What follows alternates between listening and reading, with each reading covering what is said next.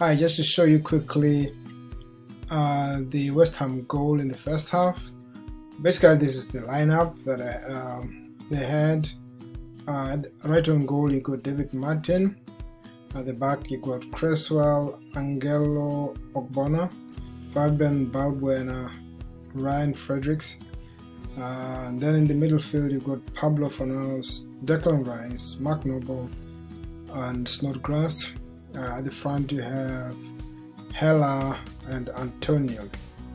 So right for the goal, what happened here? Let's just place these guys the way the Hela was somewhere there, and you had Snodgrass here, and you had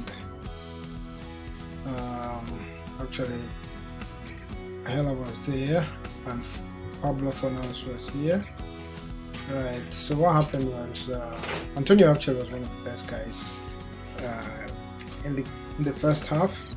So he got the ball, right, passed the ball to Snodgrass, and Snodgrass floated the ball to Pablo Fornals, from here to Pablo Fornals here, right, and then Fornals just crossed the ball back to Hela, who just found the net in that corner there, right?